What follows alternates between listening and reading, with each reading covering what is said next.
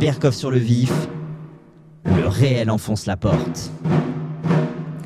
Entre l'encadrement des réseaux sociaux, les subventions à la bonne information et la création d'une stratégie nationale d'influence, la frontière entre communication publique et propagande devient floue. Ah, flou, et là où c'est du flou, il y a un loup. Hein. On va en parler. Alors, vous allez écouter. La députée Renaissance Violette Spilbou. Violette Spilbou, elle a fait une vidéo sur les Jeunes en Marche. Les Jeunes en Marche, alors voilà, qui effectivement, le 2 novembre, donc il y a quelques jours.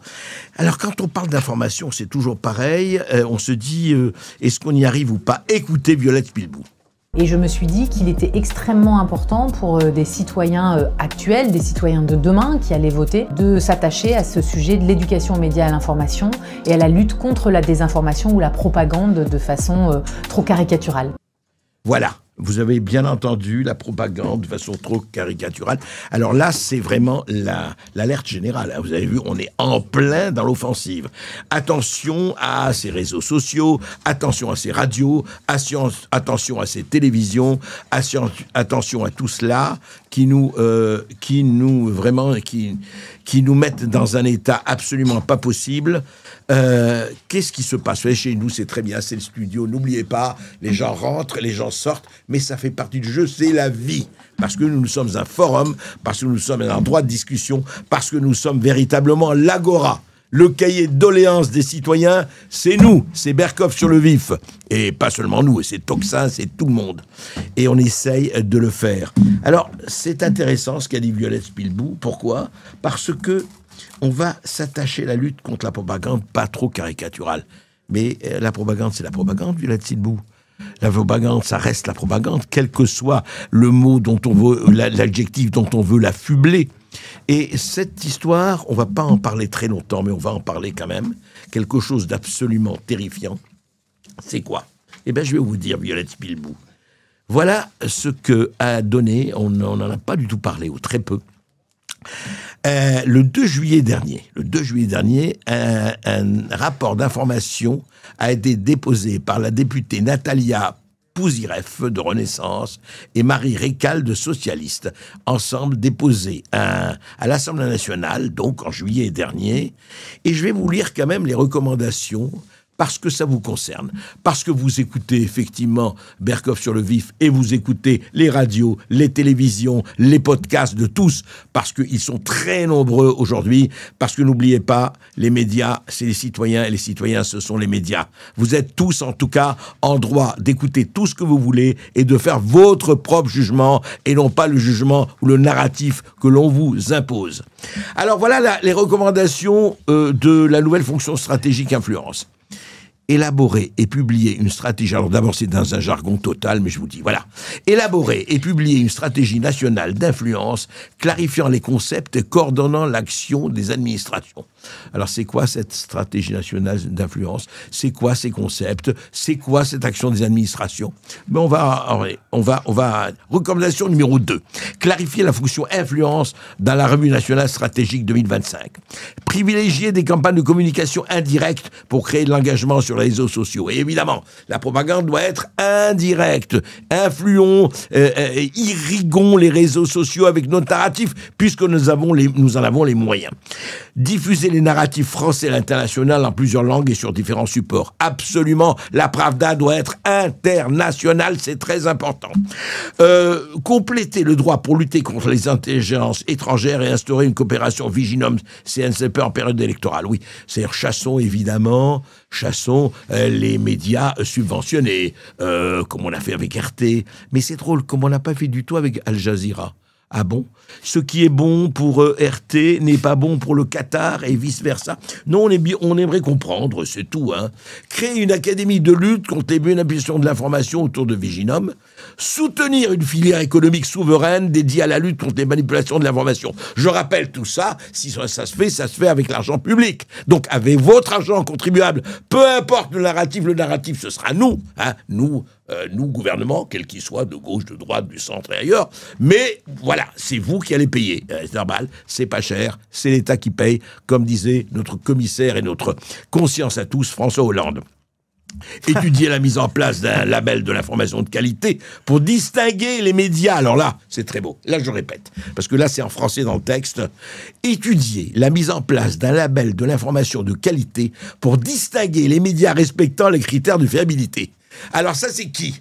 Dites-moi qui, quelle commission, quels petits hommes gris, quelle administration, quel bureaucrate va distinguer les médias de qualité. Et oui, comme chez Molière, nous avons les gens de qualité et les autres. C'est le bourgeois gentilhomme. Mais maintenant, aujourd'hui, comme en 2025, ce qui compte, c'est quoi ? C'est nous allons décider des médias de qualité qui vont avoir toute notre bienveillance contributive, bien sûr, avec l'argent public, et les médias les gueux, les médias absolument marginaux, qui eux, alors vraiment, on va les interdire, quoi. C'est pas la peine de polluer les oreilles des Français. Et enfin, recommandation numéro 34, on ne vous les donne pas toutes, prendre en compte la guerre cognitive et mettre en place des outils de défense psychologique. Ah, on a tout compris. L'ingénierie sociale. On va mettre en place les psy-op. Les opérations, effectivement, de psychologie, de savoir comment manipuler. Ça a déjà commencé il y a déjà des décennies, mais aujourd'hui, attention, aujourd'hui on perfectionne. Voilà, ça s'appelle, effectivement, bien traiter, comme disait Violette Spilbou, être extrêmement attentive à ce que les jeunes oreilles, ou même les vieilles oreilles, ne soient pas polluées par des discours sulfureux, au goût étrange, venus d'ailleurs. Berkoff sur le vif, le réel enfonce la porte. Une déclaration, un vote, une absence remarquée, en apparence rien d'exceptionnel, et pourtant, ce qui s'est joué à l'Assemblée nationale pourrait marquer un tournant sur les accords d'Algérie. Et oui, un sacré tournant. Effectivement, adopté à une voix près, la résolution de l'Assemblée nationale sur l'accord franco-algérien révèle les fractures d'une majorité désunie, effectivement, vous l'avez dit. Alors, il s'agit quoi ? C'est pas du tout un article contraignant, c'était de reviser les fameux accords de 68 entre l'Algérie et la France. Je rappelle encore une fois, je l'ai redit, qu'un certain Boualem Sansal et un certain Christophe Glaise, le premier écrivain et romancier, un grand écrivain et romancier, que les académiciens français n'ont pas jugé bon d'accueillir parce qu'ils ont observé de Conrart le silence prudent, que le gouvernement français qui est allé 4 fois voir Monsieur Tebboune n'a réussi à rien. Non, mais à part ça, tout va bien, nous sommes entre puissances, etc. Écoutez ce que disait la députée écologiste Cyrielle Châtelain sur dénonciation sur ce vote de l'Assemblée. Voilà, écoutez. Des personnes, des élus comme Gabriel Attal, comme des membres de Renaissance qui passent leur temps à nous donner des leçons sur ce qu'il faut faire, sur ce qu'a veut dire être responsable. Et en fait, on le voit qu'en fait, ils sont pas là. Qu'ils sont pas là dans les combats importants, qu'ils sont pas là dans les combats difficiles. Et il nous a manqué une voix. Une voix. Cette voix qui nous a manqué pour faire face au Rassemblement national, c'est celle de Gabriel Attal. Alors là, c'est très très beau. Non mais j'aime beaucoup cette espèce de flot émotionnel qui ravit mon cœur d'enfant. Mais cher Cyrielle Châtelain, il a manqué une voix. Vous parlez de Gabriel Attal, c'est de bonne guerre. Mais il a manqué aussi la voix de 19 députés de la France Insoumise. Il a manqué les voix de 16 députés socialistes. Il a manqué les voix de 6 députés écologistes. Il a manqué les voix de 11 députés communistes. Pourquoi vous ne balayez pas un tout petit peu devant votre porte ? Franchement, c'est honnête. Allez, Gabriel Attal a manqué, certes, mais vous aviez les autres. Alors voilà. Donc, renégociation de l'accord français-algérien de 1968. Je rappelle, résolution non contraignante. Donc, vous inquiétez pas, cher Cyrielle Châtelain, tout va aller bien. Tout va continuer comme avant. Voilà. On va pas revenir simplement. Je voudrais juste dire ce que dit le point basé sur le rapport de la Commission des finances, très très officiel, rapport des commissions des finances de l'Assemblée nationale du coût de l'accord de 1968 avec l'Algérie. Alors ça a été présenté par les députés EPR, Charles Rodwell et Mathieu Lefebvre en octobre 2025. Alors écoutez bien, on va le dire, alors je ne sais pas si on peut le montrer à l'écran, mais ce n'est pas grave si on ne le montre pas à l'écran. Voilà, donc, quelle est la différence dans le traitement entre les étrangers hors Union européenne et l'Algérie? C'est-à-dire que le monde entier, je ne parle pas de l'Union européenne, et l'Algérie, eh bien, c'est 2 poids, 2 mesures. Pourquoi? On va voir. Par exemple, contrôle de la réalité de la communauté de vie en cas de mariage avec un ressortissant français. Un étranger hors Union européenne, elle est systématique, ce contrôle est systématique dès la première délivrance du titre de séjour d'1 an. Algérien, aucun contrôle jusqu'au renouvellement du titre au bout d'1 an. Durée du mariage pour avoir le droit à un titre de séjour de 10 ans. C'est pour un étranger hors Union européenne, c'est 3 ans. Pour un Algérien, 1 an. Durée de séjour pour les parents d'enfants français afin d'obtenir un titre de 10 ans. 3 ans pour les étrangers hors Union européenne, 1 an pour les Algériens. Maîtrise de la langue, adhésion aux principes républicains, etc., etc. Vous voyez, qu'est-ce que c'est? C'est une broutille, maîtrise de la langue. Une broutille pour arriver dans un pays. Adhésion aux principes républicains, mais qu'est-ce qu'on en a à faire? Est-ce que c'est important? Eh bien, c'est pour un étranger hors Union européenne, c'est obligatoire depuis 2024 dans le cadre du contrat d'intégration républicaine pour l'Algérien, aucun prérequis. Création d'une activité commerciale. Obligation pour un étranger hors Union européenne de démontrer qu'elle est viable, légale et rémunératrice. Pour un Algérien, no contrôle. Pas de contrôle. Personne concernée par le regroupement familial, limité pour un étranger, encore une fois, hors Union européenne, limité aux conjoints, aux enfants. Algérien possible par kafala au bénéfice d'un petit-fils, neveu, nièce, etc., etc. On pourrait encore en prendre beaucoup. Voilà, ça se passe comme ça. Alors, une certaine Sarah Knafo, évidemment, elle dit oui, mais l'Algérie nous coûte plus de 9 milliards d'euros par an, etc. C'est à discuter, on en a déjà parlé, l'aide publique au développement, l'impayé des hôpitaux publics, les fraudes aux pensions de retraite, etc., etc. Alors, logement, aide sociale au logement, etc., logements sociaux.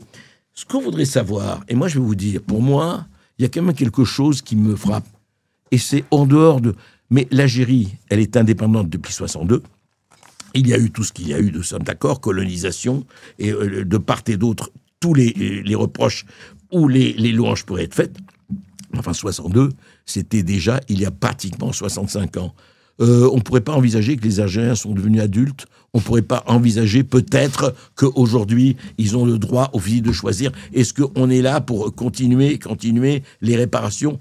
Donc, et les réparations de quoi? Donc, il y a vraiment un problème qui est posé, et ce problème-là, quand même, il est assez terrifiant qu'on en soit encore là, et qu'on ne puisse pas, sans se faire traiter de colonisateur, de salauds, de réactionnaires, à la droite d'Adolf Hitler, est-ce qu'on ne peut pas discuter de cela? Voilà, c'est tout. Moi, je veux dire, l'Algérie est un pays formidable, j'y suis allé 3 fois, c'est un pays riche, c'est un pays qui peut mettre en valeur tout ce qu'il vaut. Après, c'est leur question, des dirigeants et tout ça. Donc, revoyons simplement, il ne s'agit pas de rompre, il ne s'agit pas de faire quoi que ce soit, revoyons tout cela et prenons le temps de le revoir. C'est très important.